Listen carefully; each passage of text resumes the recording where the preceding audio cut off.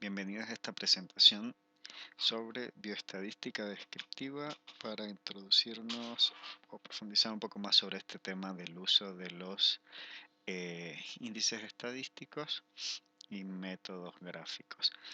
Pues bien,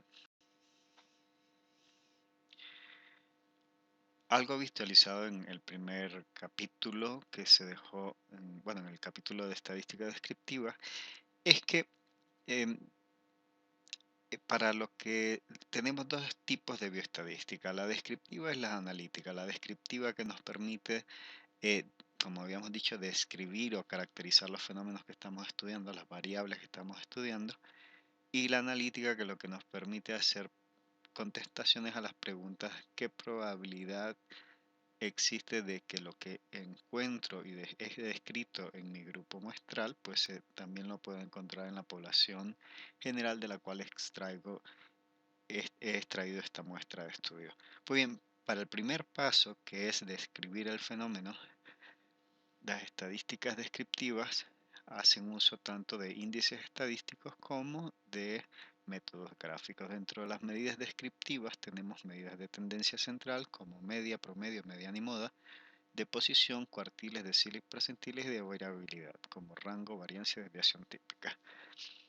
Más que hacer un ejercicios tradicionales de usos desligados y desvinculados de estas unidades de medidas o índices estadísticos, lo que les quiero en este momento proponer es que veamos casos o analicemos casos donde se ve, donde es posible identificar de una forma más visual la utilización integrada de todas estas herramientas de la estadística descriptiva para la interpretación, para el correcto análisis de situaciones cotidianas.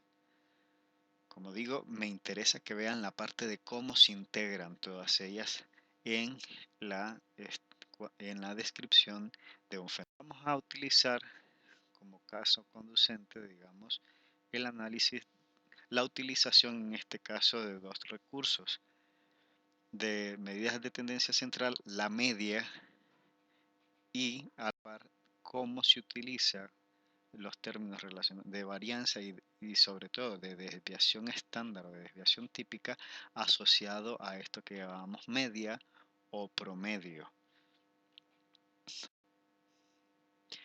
Para ello, me sirve de ejemplo esto que es la historia de los componentes del ciclo de mejora continua de calidad y sus nacimientos. Se refiere que el señor Frederick Taylor, más conocido como el padre de la administración científica, allá por finales de los 1800, en la parte avanzada de los 1800, se dio a la labor de medir la productividad de grupos de trabajadores de la industria de acero. Eh, el estudio que plantea este señor es bastante interesante, véanlo. Es de las primeras personas que propone la utilización, digamos, de estadísticas para analizar el comportamiento de fenómenos como por ejemplo la productividad, el análisis de la productividad a través de métodos científicos. No nos prócer en proponer estas cosas. Entonces, este señor interesado en analizar la productividad y los determinantes de la productividad, en este caso en la industria del acero, se da a la tarea de analizar, digamos, el comportamiento de la misma un grupo de trabajadores. Entonces desarrolla una serie de pasos para como digamos, con una primera aproximación diagnóstica, resumiendo mucho la intervención que realmente hizo ese señor. Como primer paso, se da la tarea de recolectar información relacionada a la productividad de cada uno de los obreros en un periodo de tiempo y lo compara con las metas de producción impuestas. Entonces, a grosso modo, lo que genera es una primera matriz de recolección de información, ¿no? Con esta matriz, con estos datos, procede a analizar,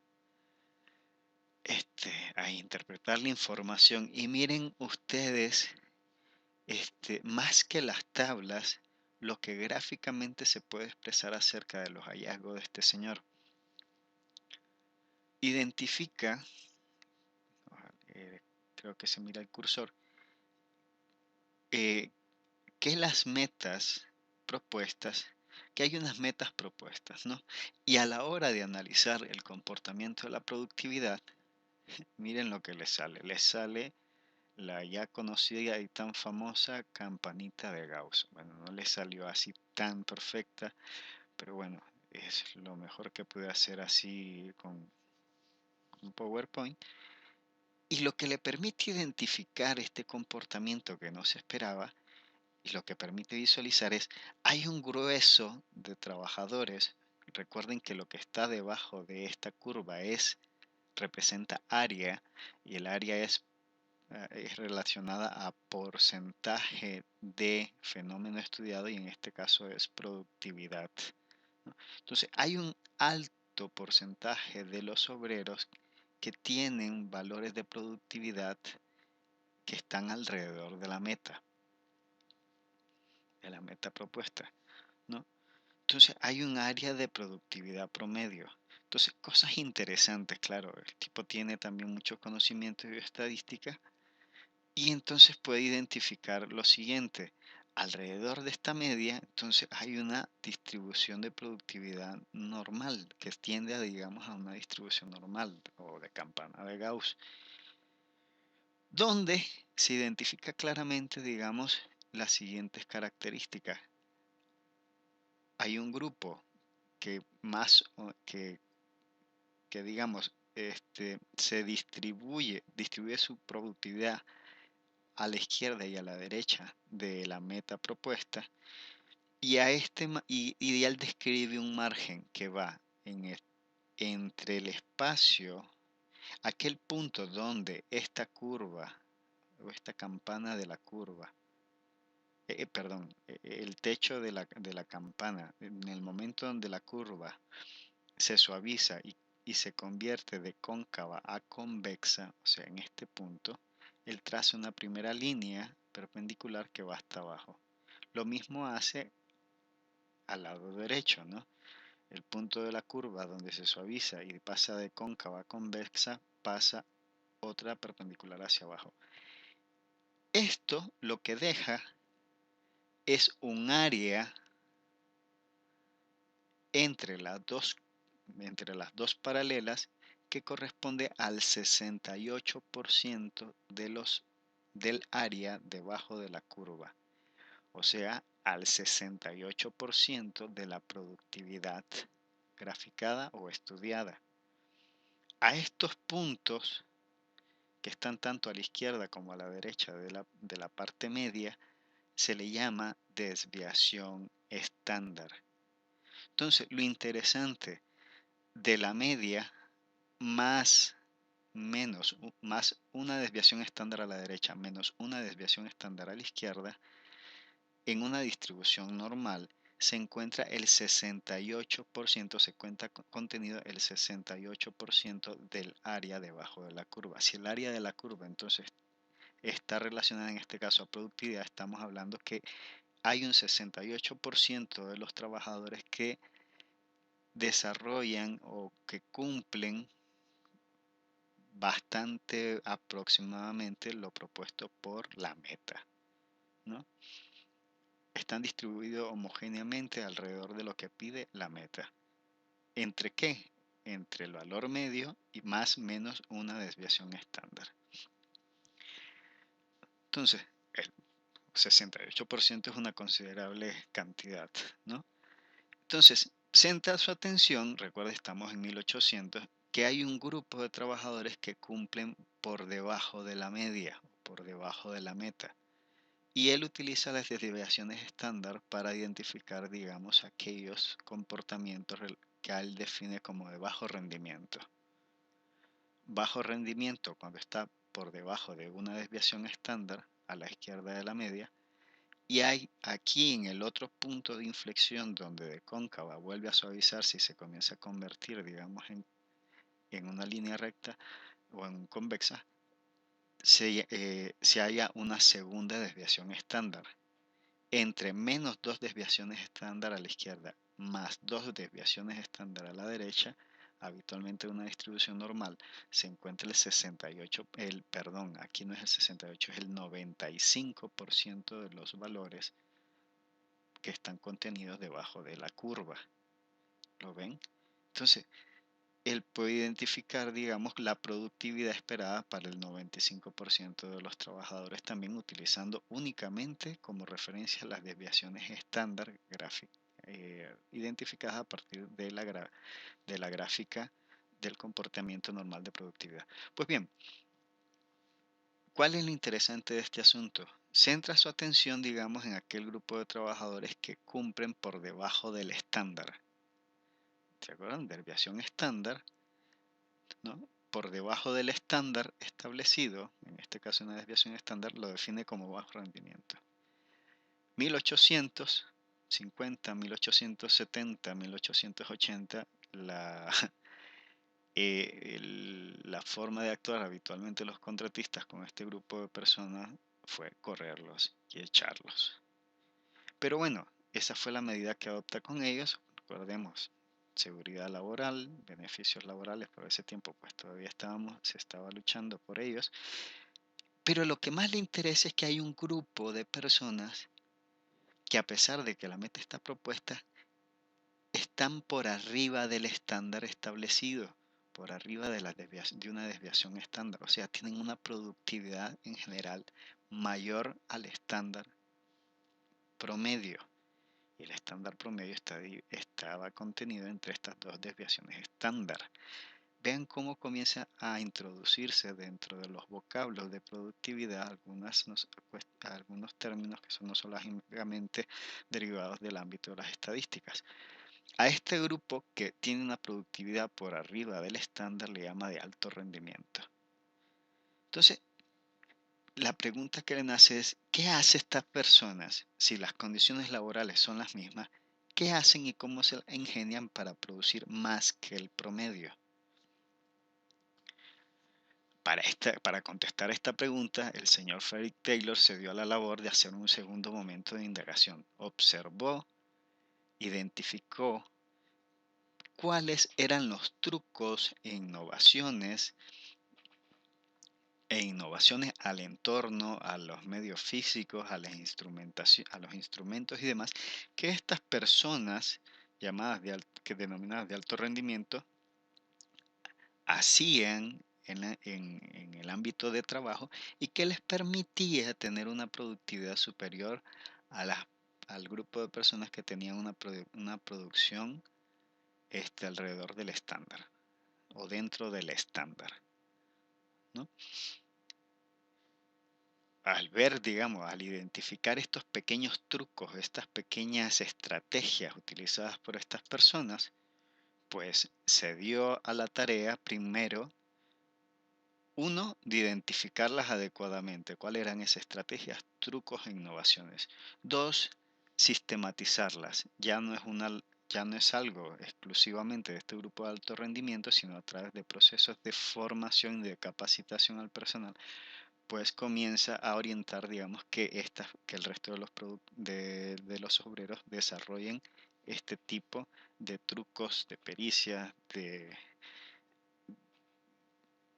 de forma sistemática con la finalidad de ver si es posible mejorar la productividad de esta manera. Pero no solamente se queda en la capacitación, también hace transformación de los medios, del entorno, de tal manera que sea propicio a desarrollar estas innovaciones en las habilidades de los productores, de tal manera de que se cierre el círculo, no solamente conocimiento, sino además generarles la facilidad de acceso a los recursos requeridos para hacer esta innovación. Bueno, eso lo que le da chance es proponer, bueno, en la siguiente hipótesis, si yo habilito a todas las personas para que sean capaces de desarrollar estas estrategias innovadoras, yo espero que en la siguiente medición la productividad esté realmente por arriba del estándar actualmente establecido. Entonces, lo que propone es modificar la meta de producción, la sube, la meta de producción, véanse que pasa a referirse como norma de producción, ¿no? comportamiento normal dentro de los estándares. Entonces modifica la meta de producción o estándar de producción, o a veces conocemos norma de producción, ¿no? Y después de un tiempo midió nuevamente la productividad. Ojo, el hallazgo que tiene. Si bien mueve la meta, la productividad promedio también obtiene una mejora de gran interés, pero le vuelve a salir la bendita curva de la normalidad. Entonces, vuelve a pasar. Hay un grupo de personas que quedan rezagadas. Bueno, las intervenciones dirigidas para estas personas rezagadas en ese momento, nuevamente correrlas, reemplazarlas por otras que tengan mejores habilidades y demás, cosa que actualmente no se hace, sino que lo que se trata es de empujarla, digamos, a una productividad dentro de los estándares establecidos, ¿no? Estándares establecidos, ¿no? Con la finalidad de que cumplan la meta promedio establecida. Vuelve a aparecer, digamos, un grueso de la población de la trabajadora en la industria de acero que cumplen con el estándar establecido, con la meta, pero alrededor de la meta, pues se ve que hay un estándar, se cumple un estándar, digamos, de productividad promedio, ¿no? El 68% están eh, más o menos cumpliendo, digamos, con la meta establecida, un poco menos o un poco más si se compensa. Pero siempre se presenta un grupo de trabajadores de alto rendimiento que produce por arriba de el estándar establecido, de los estándares de productividad observados, ¿no? Recuérdense, hablamos de estándar, aquello contenido entre las desviaciones estándar, más o menos una desviación estándar, al menos alrededor de la productividad promedio. ¿Qué es lo que hace este señor? Vuelve a repetir los pasos 1. A partir de ese hallazgo repitió varios veces los pasos 1 al 4 con los mismos resultados. Cada vez que hacía los procesos de habilitación de los entornos laborales, de capacitación a los trabajadores y de movilización y de modificación del estándar de producción a metas mucho más, digamos en este caso, eh, ambiciosas. Cuando volví a medir, volví a encontrar nuevamente el mismo fenómeno. A pesar de promoverse el aumento del estándar, siempre el comportamiento de la productividad tenía este comportamiento similar a la normal, ¿no? Bajas productividades reflejadas, digamos, en las colas de la izquierda, un grueso de trabajadores que desarrollaban una producción alrededor de la meta, ¿no? Y que podía caracterizar dentro de más o menos algunas desviaciones estándar, dentro de más o menos una desviación estándar a la izquierda y a la derecha, podía identificar el 68, a veces hasta el 70% de la población de obreros que desarrollaban una productividad alrededor o similar a la solicitada, alrededor del promedio, ¿no? Que a esto le llamaba productividad estándar, pero hay un grueso de trabajadores, eh, habitualmente de un 13%, que desarrollaban una productividad por arriba de los estándares establecidos. Cada vez que lo hacía y repetía el proceso, volvía a salir este comportamiento. ¿Ven? Vean que los recursos que utiliza para hacer este análisis son básicamente la, la medición de productividad, y a partir de la medición de productividad, la estimación del promedio o la media de la productividad más desviaciones estándares. Y para ello, estos como índices estadísticos calculados, y apoyándonos de el histograma de frecuencias o de esta gráfica de frecuencias de distribución de valores, pues es mucho más fácil de entender de qué va esto de la media y esto de las desviaciones estándar, ¿no?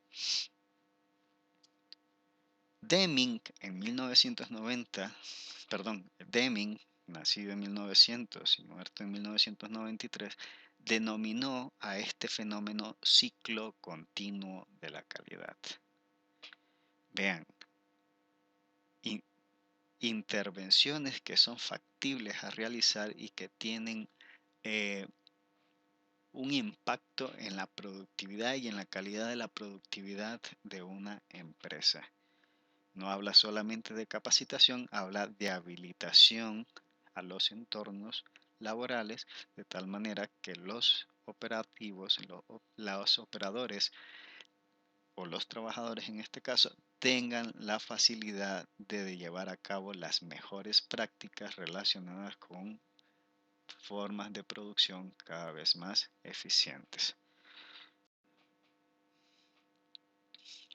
Esto es posible hacerlo dado a las características de la distribución normal que más adelante analizaremos, pero es aquí donde es de mucho interés saber para qué calculamos medias y para qué calculamos, cuando calculamos medias, varianza y al sacarle la varianza calculamos las desviaciones estándar.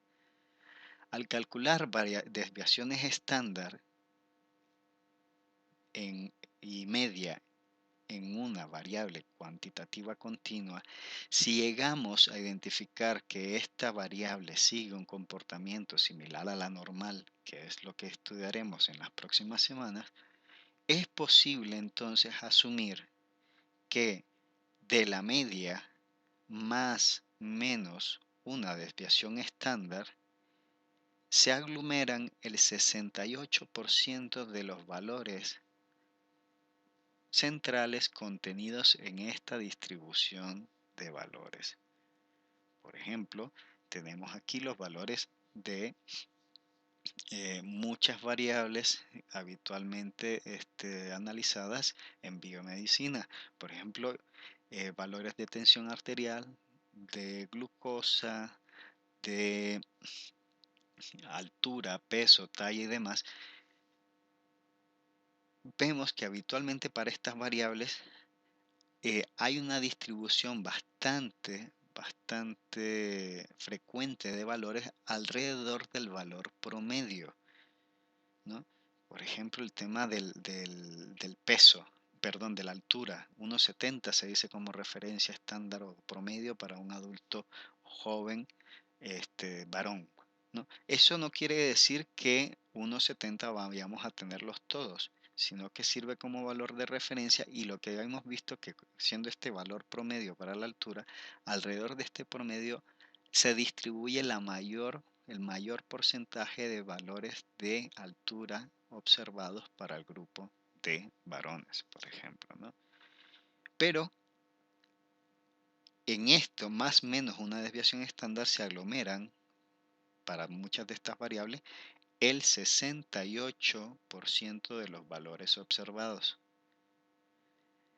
Entre más o menos dos desviaciones estándar, se acumulan prácticamente el 96% de los valores observados para cualquier distribución de valores que siga un comportamiento similar a la normal. Y entre más menos tres desviaciones estándar están contenidos aproximadamente el 99% de los valores de cualquier distribución de valores de variables que sigan un comportamiento similar a la normal. Entonces, es muy interesante porque esto nos permite incluso hacer pronósticos, ¿no? Vean, por ejemplo, en productividad se establecían desviaciones estándar para decir si tenías una productividad muy baja o una productividad muy alta.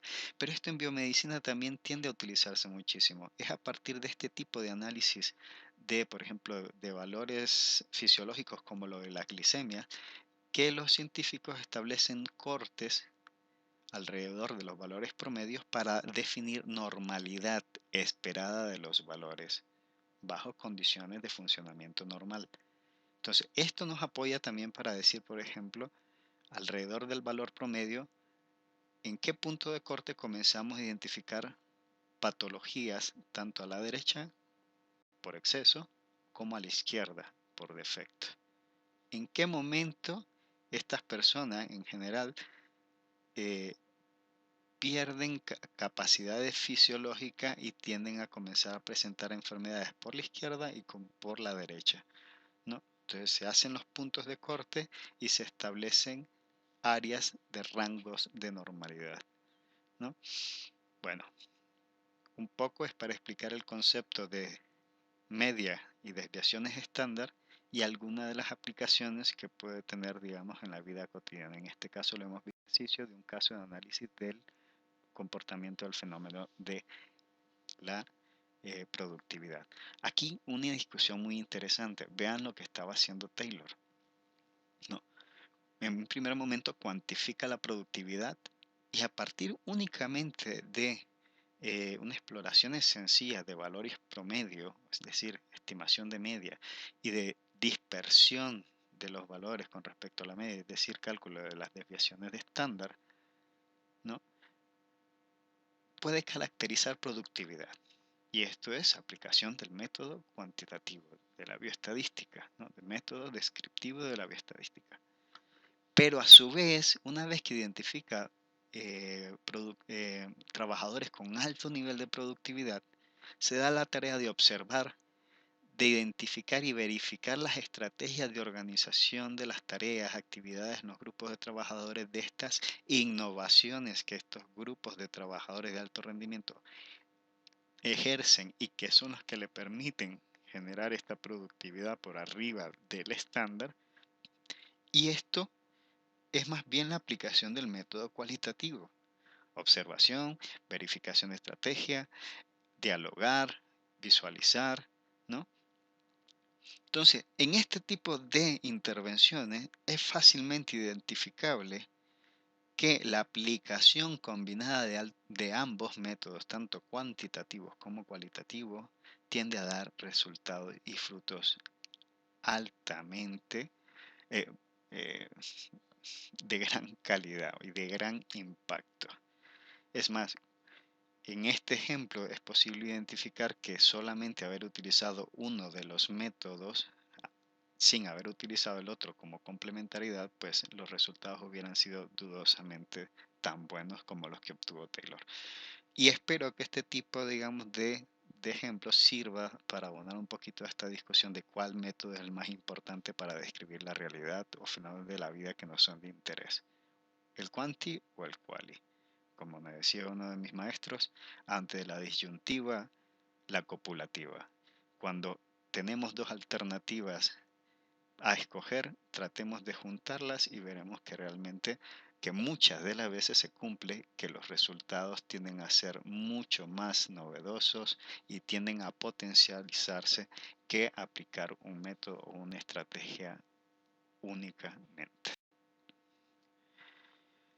Bueno, entonces, ¿qué métodos aplicamos? Pues depende del fenómeno a investigar y la pregunta de investigación general. Ya habíamos dicho en alguna presentación que si las preguntas que nos hace son cuánto, en qué medida, qué porcentaje, cuál es la fuerza o la magnitud de asociación entre, si las preguntas iniciales o la pregunta inicial se redacta de esta manera, es posible de que para contestarle necesitemos de la aplicación del método cuantitativo.